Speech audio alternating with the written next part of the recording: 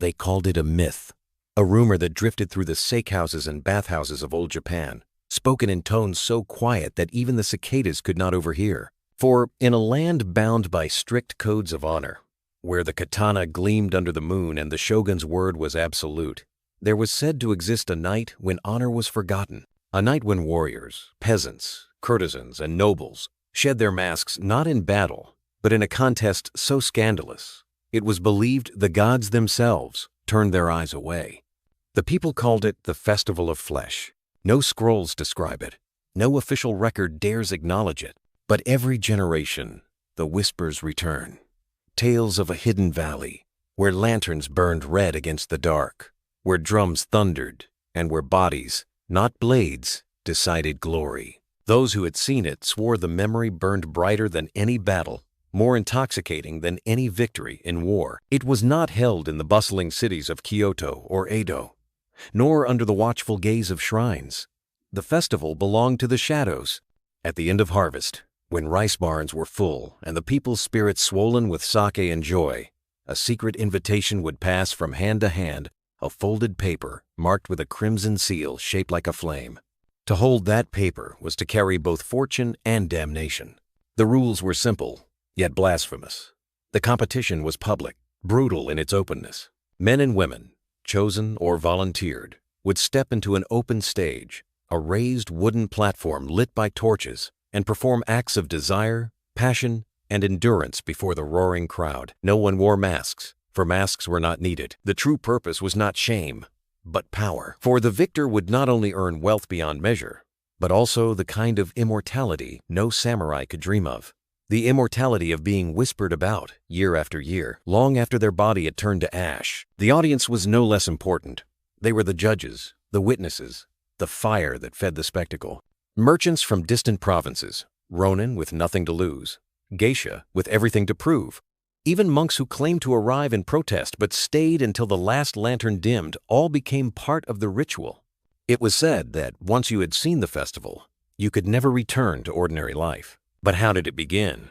Some claim it was born in the Heian court, where nobles, bored of poetry and painted screens, sought darker entertainment. Others said it was the peasants' rebellion, a chance for the lowborn to seize the stage, mocking the rigid codes of their masters. And still others swore it was older than all of them, a rite of fertility that survived through centuries, wrapped now in the silk of secrecy. Yet one thing united all the stories: the festival was dangerous, not because of swords or arrows, but because of knowledge. To speak too openly of it was to risk the shogun's wrath, for if the rulers admitted such a spectacle thrived under their watch, the mask of order would shatter. And so the festival was both celebrated and erased, year after year, living only in the whispers of those who dared attend. This is where our story begins. Not in the courts of power, but in the dirt paths of a small village, where a farmer's son stumbled upon a crimson-sealed paper left beneath the floorboards of his family's storehouse. He had never held a sword. He had never touched the silks of nobility. Yet in his hands he now held the key to a world he could not yet imagine, a world of fire, of shame, of triumph. And as he opened that folded paper, reading the directions written in ink so dark it looked like dried blood, he realized his life was no longer his own. For the festival did not ask. The festival commanded. The folded paper was unlike anything the farmer's son had ever seen. Not the coarse parchment of tax records, nor the neat scrolls used by monks, but a silk-thin sheet that smelled faintly of incense and smoke. The crimson seal cracked under his trembling thumb, and inside, the words flowed like a command written by fire itself. Come when the harvest moon rises. Follow the drums into the valley of crimson lanterns. Do not speak of this. Do not turn back. His heart pounded. He was no samurai, no poet, no merchant, just a boy who knew nothing of the world beyond his fields. But the words seemed alive, pulling him forward. He tried to hide it from his family, yet each night he found himself unfolding the paper again, staring at the seal as if it were a second son. And he was not the only one. Across the provinces, the same letters found their way into unsuspecting hands. A geisha in Kyoto discovered hers slipped beneath her pillow, written in brushstrokes she swore belonged to a patron long dead. A wandering ronin, drunk and broken in a roadside inn, awoke to find the seal pressed against his chest. A merchant returning from Edo claimed he was approached by a woman in a fox mask who whispered only, Do you crave to see what should not be seen? By the time the harvest moon rose, dozens carried the same invitation, each convinced they were chosen, each burning with equal parts fear and desire. The journey itself was a test. The letter gave no clear map, only fragments of description. Where the cedar roots twist like serpents, where the stream reflects the moon threefold, where silence is broken by drums. The farmer's son walked for days, guided by little more than those words and the pull in his chest. And just when he thought he was lost forever, he heard it. A single drumbeat, low and distant, like thunder crawling across the sky. Others converged on the same path, strangers who avoided one another's gaze, yet shared the same destination. A merchant clutching his sealed letter as though it were gold. A masked courtesan whose perfume cut through the damp night air. Even a monk, robes stained with travel, muttering prayers under his breath as if to ward off the very thing his feet carried him toward. And then, as the moon swelled to its roundest glow, the valley appeared. Lanterns, hundreds of them, swayed in the night like blood-red fireflies. Their light bathed the forest in scarlet, transforming trees into pillars of flame. The air smelled of sake, sweat, and incense. Drums pounded in perfect rhythm, pulling hearts into their beat. At the valley's center stood a great wooden stage, raised high, ringed by torches so tall they seemed to stab the heavens. The farmer's son stopped in his tracks. Around him, the crowd surged forward, faces lit in crimson glow. Some wore masks of foxes and demons. Others bared their faces boldly, already intoxicated by the forbidden atmosphere. And on the stage, cloaked figures moved with ritualistic precision, preparing the ground for what was to come. A voice boomed across the valley, carried by the drums themselves. Tonight, the festival of flesh awakens. Tonight, shame dies, and immortality begins. Step forward, chosen ones, and claim your place. The farmer's son clutched his letter, his hand shaking. He knew he could still run, vanish back into the forest, back to the safety of fields and family. But as the drums quickened and the crowd's roar rose like a storm, something inside him shifted. For the first time in his life, he wasn't watching from the edges. He was being pulled into the center of a legend. The crowd pressed closer as the drums struck 3 times. A silk banner dropped, and the stage was revealed in full. A wide wooden platform, lit by oil lamps, framed with ropes and fluttering crimson streamers. And in the center, a woman stood barefoot, her robe slipping from her shoulder, her eyes glittering with both pride and danger. She was the courtesan from Kyoto, famed in secret houses for her art of seduction. The announcer raised his voice, sharp as steel. The first round begins. The rules were simple, yet outrageous. Each competitor had to captivate the audience, not with blades, but with the raw force of intimacy, passion, and flesh. Whoever drew the greatest roar of approval would advance. The courtesan moved first. Her motions were slow, deliberate, drawing gasps as her body became a poem. She toyed with a young merchant brought forth as her partner, weaving silks around his wrists, bending him to her rhythm. The crowd howled, men biting their knuckles, women fanning themselves, elders looking away, yet unable to resist glancing back. Then came the challenger, the wandering ronin, scarred and lean, who stepped forward with no silks, no perfumes, only a peasant girl from the village, trembling but determined. Where the courtesan brought grace, he brought raw endurance, lifting, pressing, forcing the display into something primal. The torches flared as their bodies collided in the public eye. The crowd was divided, half enchanted by the courtesan's elegance, half enthralled by the ronin's brutal display. People shouted, argued, stamped their feet.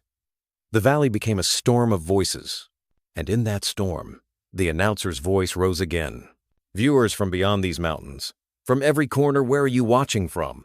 Shout it.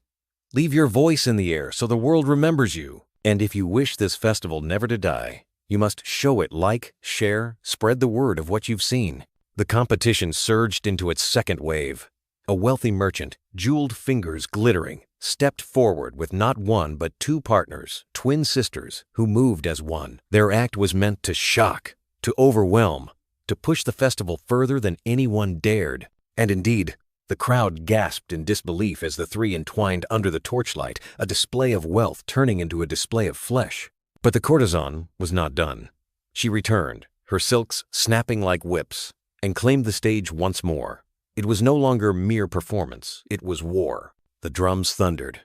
Round after round, act after act, the competitors tore at each other with passion, invention, and fire. The valley was now a furnace of sound and sweat, and everyone knew this was no ordinary night. This was history in the making. The first rounds had been shocking enough, but as the drums rolled again, the air itself changed. The crowd, no longer shy, no longer hesitant, began to chant. They wanted more. They demanded more. The festival was feeding on their hunger, and the competitors could feel it burning in their skin. The Ronin returned, determined not to be outdone.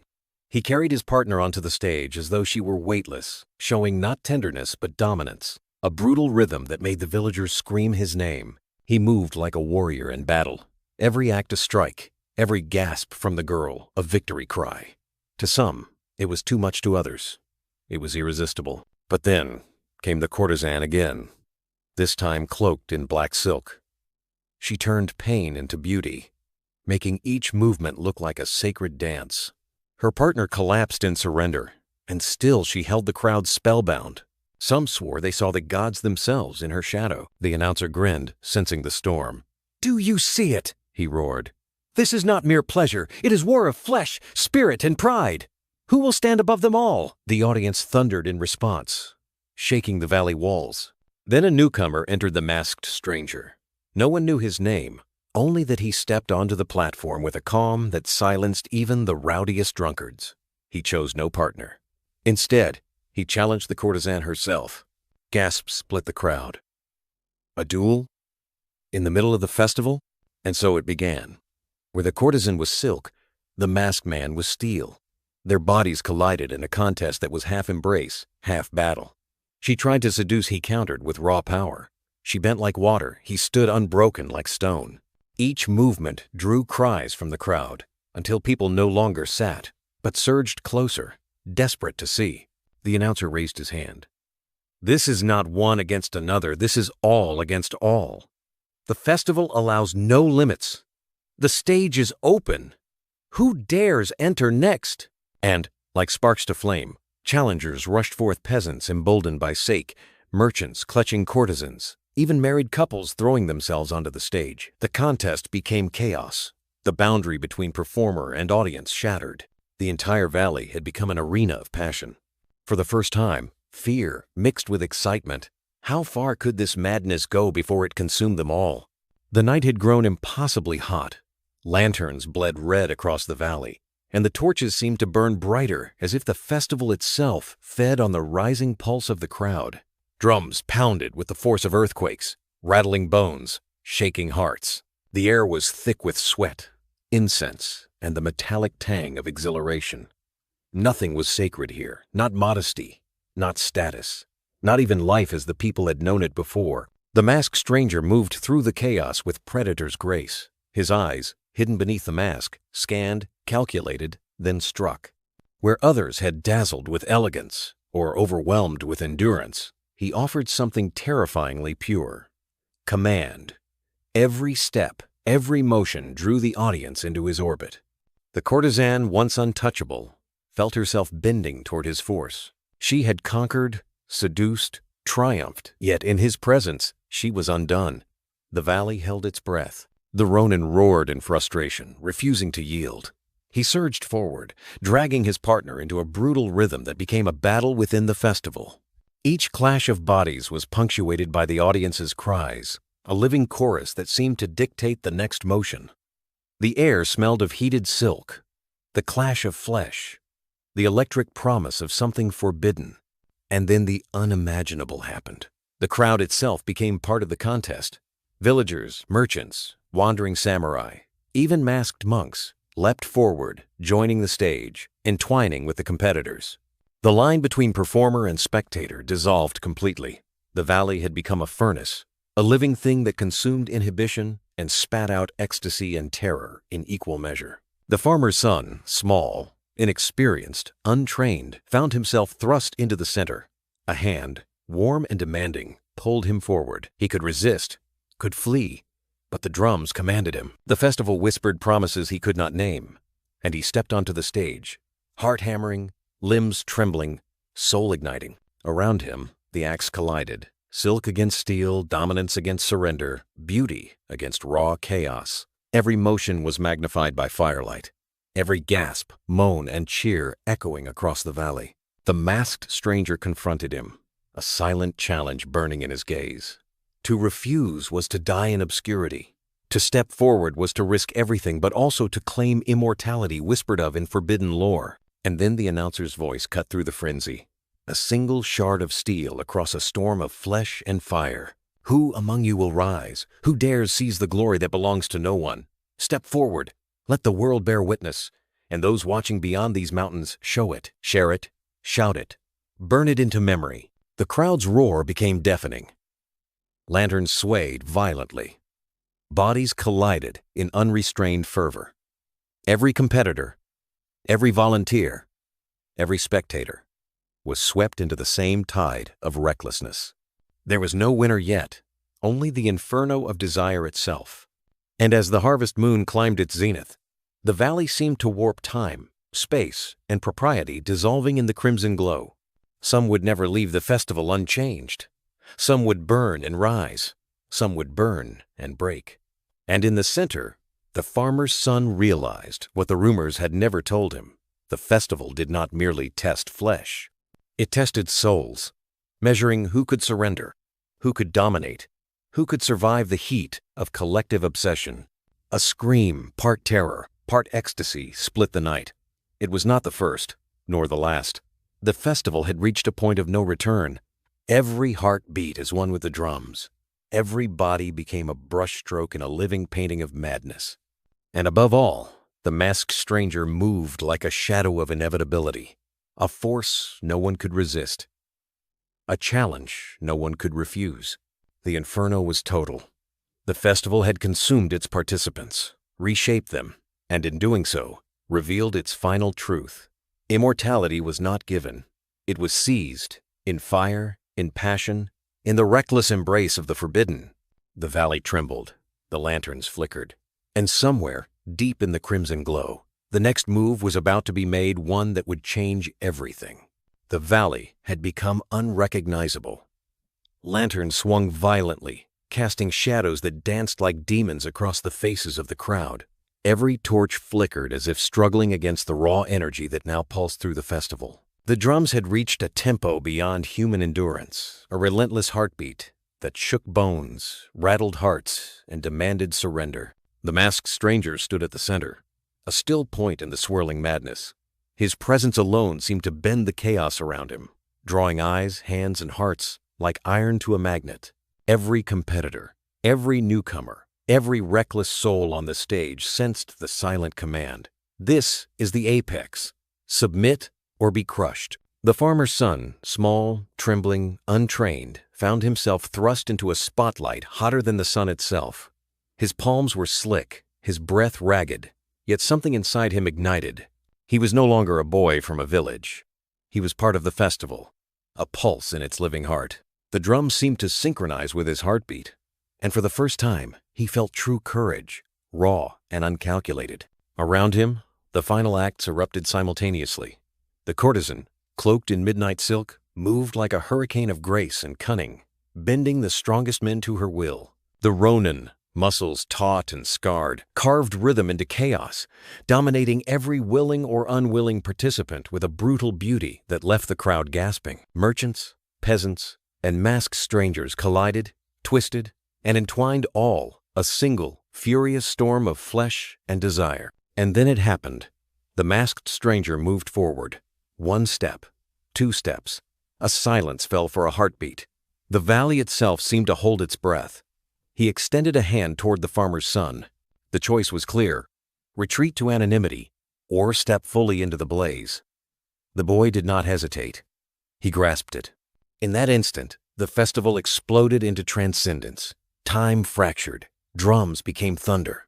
Lanterns ignited into a sky of red fire, painting every body, every face, every movement in molten light. The stage, once a simple wooden platform, became a battlefield, a cathedral, a furnace of immortal memories. Every gasp, every cry, Every sigh fused into a single overwhelming wave of sensation that swept through the valley. No one remained merely spectator. Every person was part of the ritual, part of the story, part of the madness. The masked stranger, the courtesan, the ronin, the farmer's son, they moved as one organism, a storm of flesh, spirit, and will. Victory was no longer about skill, or endurance, or elegance. It was about surrender and fire, about stepping beyond fear and claiming immortality. The climax struck like lightning. The farmer's son, the last to enter, realized the truth whispered in legends. The festival did not simply reward the bold, it transformed them. Every nerve, every motion, every breath became a testament to a world where shame had no power and desire was law. And in the final crescendo, as the harvest moon bathed the valley in silver and crimson, the masked stranger removed his mask. Eyes met eyes, not predator to prey, but mirror to mirror, recognition, triumph, understanding.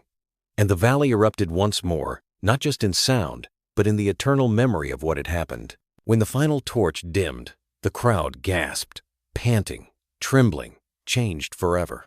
Some would vanish back into ordinary life, carrying the memory like a secret fire. Others would return to the stage again, drawn inexorably by the festival's whisper. And the farmer's son? He stood at the edge of legend, a boy transformed, a witness and participant in something no history scroll would ever record, yet every soul would remember. The festival of flesh had spoken. It had taken, it had given, and above all, it had promised one eternal truth.